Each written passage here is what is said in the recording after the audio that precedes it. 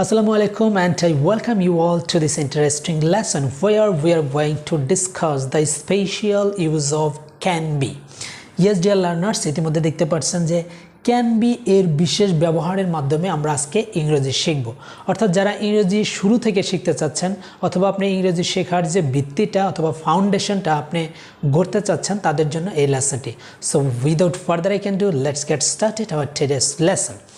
Yes, can be দিয়ে কিন্তু আমরা অনেক ধরনের কথা প্রকাশ করতে পারি যা আমরা হয়তো বা জানি না। কী ধরনের কথা বলতে পারি আগে আমি বলে নিচ্ছি। যেমন এই ধরনের কথা যে আমি একজন ভালো মানুষ হতে পারি, আমি ডাক্তার হতে পারি, আমি বিজনেসম্যান হতে পারি, তারপরে হতে পারে যে এই কাজটি করা যেতে পারে, তাকে সাহায্য করা যেতে পারে, আমাকে বলা যেতে পারে। এই যে এই ধরনের কথা বোঝাতে আমরা কিন্তু ক্যান বি ব্যবহার করে তারপরে আমরা ব্যবহার করে থাকি এই ধরনের কথা। কিন্তু ক্যান বি এর দুটি ব্যবহার আমি শেখাবো। তার মধ্যে একটি ব্যবহার হচ্ছে বিশেষ অর্থাৎ স্পেশাল ব্যবহার, যেটা প্যাসিভ অর্থে আমাদেরকে ইংরেজিতে কথা বলতে হয়। সেই ব্যবহারটাই হলো সবচেয়ে গুরুত্বপূর্ণ। বাট আমরা দুটা ব্যবহারই শিখব বিশেষ ব্যবহারটা ভালোভাবে বোঝার জন্য। So let's get started. Okay, আমরা বুঝে গেছি আজকে ক্যান বি দিয়ে আমরা স্পোকেন ইংলিশ শিখব। সো আমি মুছে ফেলছি। ওকে, আমি স্ট্রাকচার লিখে দিচ্ছি আগে যাতে করে আমরা ভালোভাবে বুঝতে পারি। সে আগে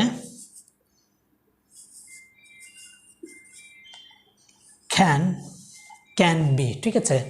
ক্যান বি এর আমরা দুইটি ব্যবহার শিখব। সেটি হচ্ছে কি, সেটা হলো আমাদের দেখার বিষয়।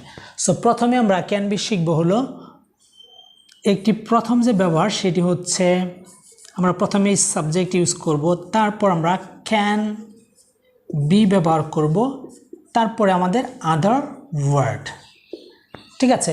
সো প্রথম যে ব্যবহার সাবজেক্ট ক্যান বি তারপর আদার ওয়ার্ড, এভাবে আমরা ব্যবহার করতে পারি। অ্যান্ড নাম্বার 2 যে ব্যবহারটি সেটা হচ্ছে বিশেষ ব্যবহার। সেটা হচ্ছে কি, সাবজেক্ট ব্যবহার করব, তারপর আমরা ক্যান বি ব্যবহার করব, দেন আমরা ভার্বের থার্ড ফর্ম ইউজ করব, দ্যাট মিনস ভার্বের পাস্ট পার্টিসিপল ফর্ম, দেন আমরা ব্যবহার করব আদার ওয়ার্ড, ঠিক আছে। এই হলো দুইটি ব্যবহার। মোট ক্যান বি দিয়ে কথা বলতে গেলে আমাদের এই দুইটি ব্যবহার আমরা শিখব, বা ক্যান বি এর দুইটি ব্যবহারই রয়েছে। নাম্বার 1 আমি আবার বলে দিচ্ছি, subject can be plus other word, and then subject 2 number যে ব্যবহার সেটা হচ্ছে সাবজেক্ট ক্যান বি তারপর ভার্বের third form then other word, ঠিক আছে। সো এবার এক্সাম্পলের মাধ্যমে আমরা সম্পূর্ণ বিষয়টা একদম ক্লিয়ার করে বুঝবো। ওকে, আমরা আগে প্রথম যে ব্যবহারটি সেটা শিখব। যেমন আমি বলতে যাচ্ছি যে আমি একজন লেখক হতে পারি, তাহলে কীভাবে বলবো আমি একজন লেখক হতে পারি? তাহলে আমরা বলতে পারি কীভাবে, আমি একজন লেখক হতে পারি, তাহলে I can be a writer. I can be a writer, আমি একজন লেখক হতে পারি। আর যদি বলি আমি একজন ব্যবসায়িক হতে পারি বা আমি একজন বিজনেসম্যান হতে পারি, তাহলে কীভাবে বলতে পারি? আমরা বলতে পারি I can be a businessman.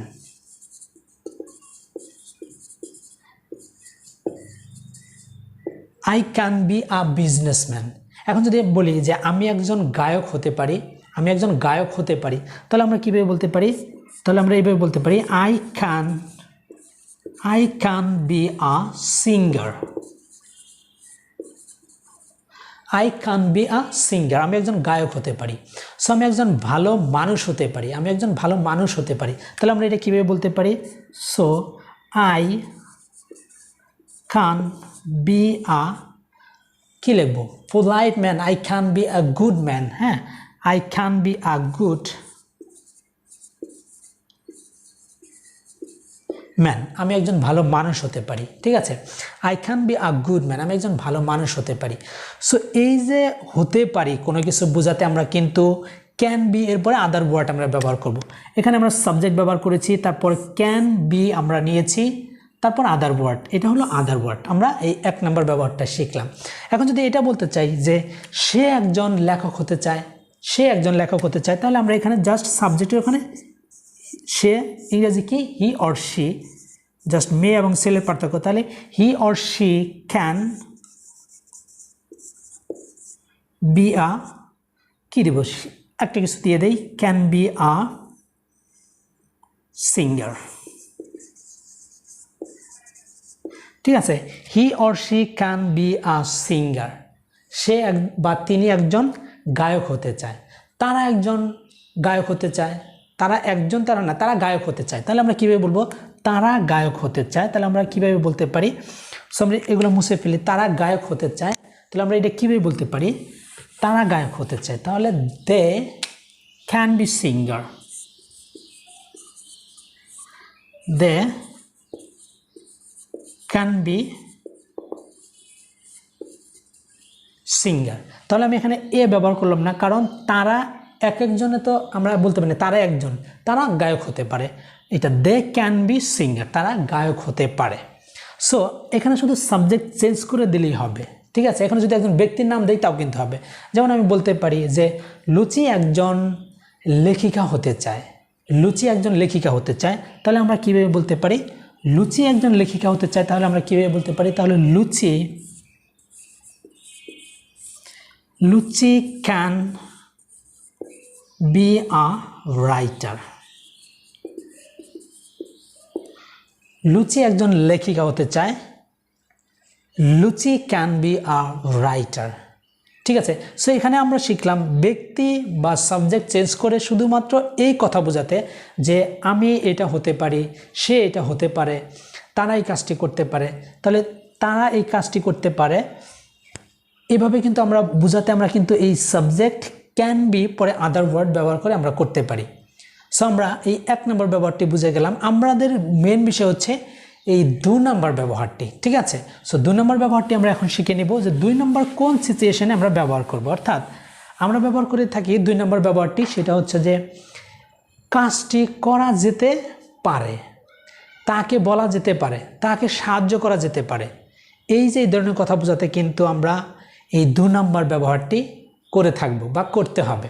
প্রথমটা ছিল এটি করা যেতে পারে, মানে এটি হতে পারে, আমি হতে পারি, সে কোনো একটা কিছু হতে পারে, হতে পারা অর্থে আমরা এটা ব্যবহার করি। আর এটা করা যেতে পারে, তাকে স্মরণ করা যেতে পারে, তাকে বলা যেতে পারে, তাকে আনা যেতে পারে।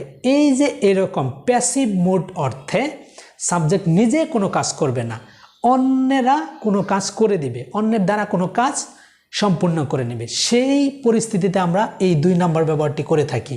স্পোকেন ইংলিশে খুবই গুরুত্বপূর্ণ একটি ব্যবহার। ওকে, আমরা তো স্ট্রাকচার লিখে দিচ্ছি।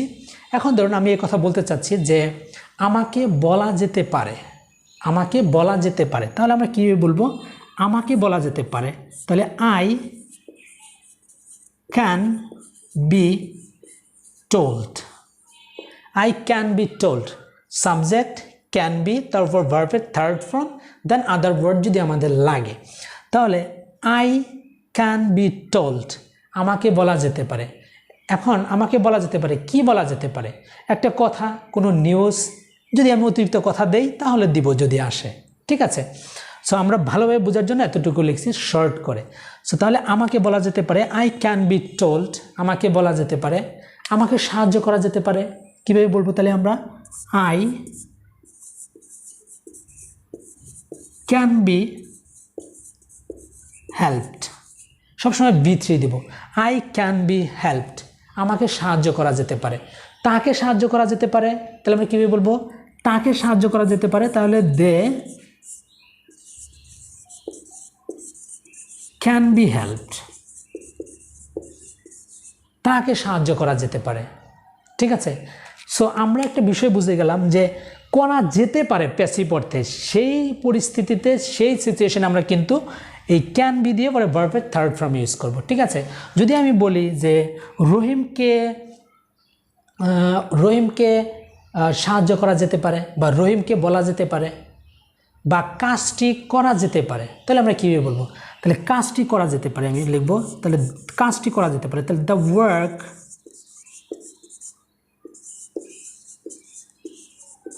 ক্যান বি ডান, কাজটি করা যেতে পারে। The work can be done, কাজটি করা যেতে পারে। যদি আমি বলি কাজটি শেষ করা যেতে পারে, তাহলে কীভাবে হবে? কাজটি শেষ করা যেতে পারে, তাহলে হবে the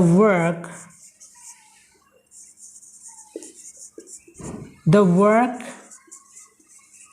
can be finished,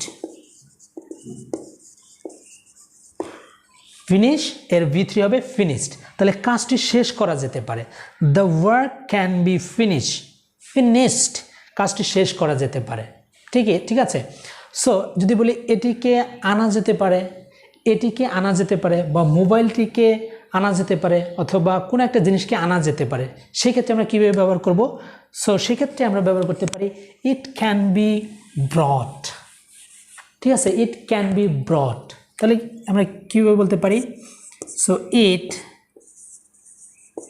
can be, এখন ব্রিং মানে আনয়ন করা, ব্রিং এর পাস্ট টেন্স হবে কি? ব্রট, BROUGHT, ব্রট। তাহলে কি এটি আনা যেতে পারে, ইট ক্যান বি ব্রট, এটি আনা যেতে পারে। এখন যদি বলি যে মোবাইলটি কেনা যেতে পারে, তাহলে মোবাইলটি কেনা যেতে পারে, তাহলে সেটা আমরা কীভাবে বলবো? দ্য মোবাইল ফোন বা মোবাইল ক্যান বি বট, বাইয়ের পাস্ট টেন্স বট, মোবাইলটি কেনা যেতে পারে। ঠিক আছে, আমরা বলতে পারি যে এই বইটি কেনা যেতে পারে, তাহলে কি হবে? This book can be bought, এই বইটি কেনা যেতে পারে। সো বইটি পড়া যেতে পারে, তাহলে আমরা কীভাবে বলবো? বইটি পড়া যেতে পারে। তাহলে এটাকে আমরা ইংরেজিতে কীভাবে বলবো? বইটি পড়া যেতে পারে। তাহলে বইটি পড়া যেতে পারে, কি পড়া যেতে পারে? বইটি। তাহলে দ্য বুক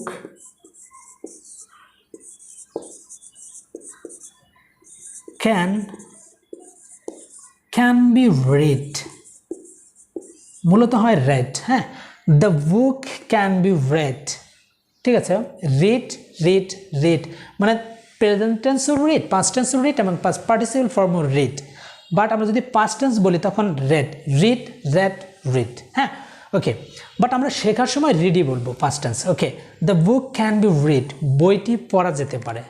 উপন্যাসটি পড়া যেতে পারে, the novel can be read, উপন্যাসটি পড়া যেতে পারে।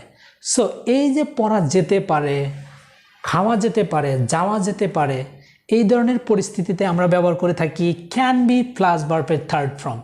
So dear learners, I hope আপনারা বুঝতে পেরেছেন যে কোন সিচুয়েশনে ক্যান বি আমরা ব্যবহার করব। বিশেষ যে ব্যবহার সেটা হলো এই 2 নম্বর ব্যবহারটা আমি শিখালাম আপনাদেরকে। সেই সাথে আমাদের কিন্তু এই ক্যান বি দিয়ে মোট আমরা 2টি ব্যবহার করতে পারতাম বা পারবো, সেটা হচ্ছে নর্মাল ব্যবহার, subject can be plus other word. এটা কখন ব্যবহার করব? যখন আমি কোনো কিছু হতে পারি, আমি একজন গায়ক হতে পারি, আমি সিঙ্গার হতে পারি, আমি একজন লেখক হতে পারি, আমি একজন ভালো মানুষ হতে পারি। ঠিক আছে, এই পরিস্থিতিতে আমরা এই নর্মাল ব্যবহার করতে পারি। আরেকটা বিশেষ ব্যবহার যেটা প্যাসিভ অর্থে, সেটা হচ্ছে এই ক্যান বি দিয়ে ভার্বের থার্ড ফর্ম, অর্থাৎ কাজটি করা যেতে পারে, বইটি পড়া যেতে পারে, এখন খাওয়া যেতে পারে, ইত্যাদি পরিস্থিতিতে আমরা ব্যবহার করে থাকি। সো এই ছিল আজকের এই লেসনটি। আই হোপ আপনারা বুঝতে পেরেছেন যে কোন সিচুয়েশনে আসলে আমরা এইটা ব্যবহার করব এবং এর মাধ্যমে আমরা আমাদের স্পোকেন ইংলিশকে ডেভেলপ করতে পারি। সো ভিডিওটি যদি ভালো লেগে থাকে তাহলে অবশ্যই আপনার বন্ধুদের সাথে শেয়ার করবেন, যাতে করে তারাও এই বিষয়টা শিখতে পারে। So that's all about for today, and I will come up with a new lesson very soon. Thank you, take care, Allah হাফেজ।